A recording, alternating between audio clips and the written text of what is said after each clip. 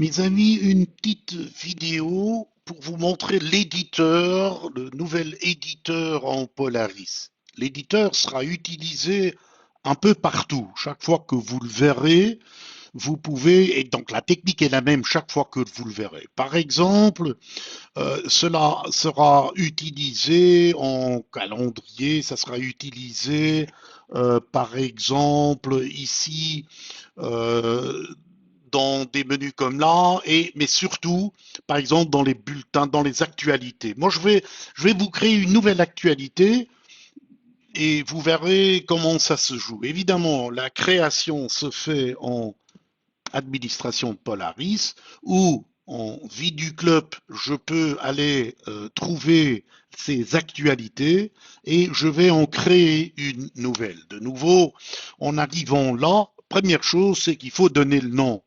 Euh, Test Claude. Et alors on peut dire, bon, on peut dire que c'était Claude qui a créé, c'est au fond une actualité, c'est la même chose que ce qu'on met dans un calendrier, sauf toutes les variables, date, inscription et tout ça. À part ça, c'est la même chose. Alors je vais sauvegarder ça, on aura créé cette actualité, mais on n'a pas encore décidé quant au contenu de cela. Alors le contenu d'une actualité, il y a d'abord une image et le texte primaire. Ça, c'est toujours là. Je vais faire édition et je vais ajouter. Je me suis muni d'un tout petit peu de Word ici où je vais copier le texte et celui-là, je vais le mettre là. Je vais, par exemple, ici mettre un titre. Et voilà. Et puis une image. Alors une image, j'en ai une, par exemple, mon actualité, c'est au sujet de Poléo. Alors je peux prendre l'image et je la tire et je la glisse sur ce petit rectangle image qui est là.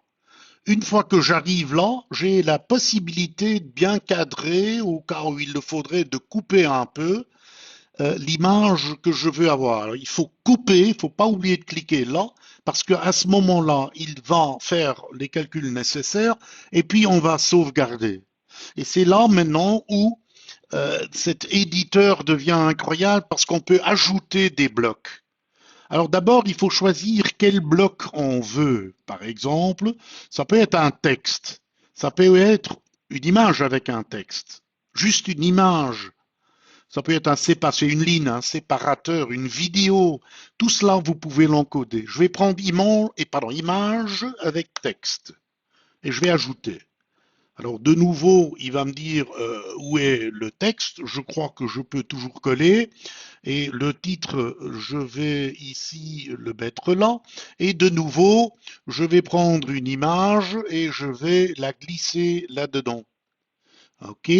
Alors, oui, comme toujours, je peux couper un peu et prendre la partie qui m'intéresse. Je vais couper et je peux ici encore décider si l'image sera moyennement grand, petite, etc. Je peux aussi décider si l'image doit être à gauche ou à droite. Et une fois que je vais sauvegarder, j'aurai ajouté un bloc.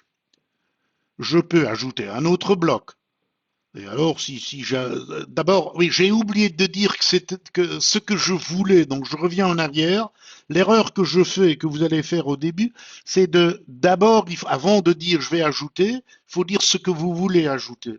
Si vous ne le faites pas, vous ajoutez inévitablement un titre. Alors, par exemple, si je fais vidéo, je vais ajouter, eh ben, il va me donner, donnez-moi le nom et coller l'URL par exemple, qui est un URL de YouTube ou n'importe.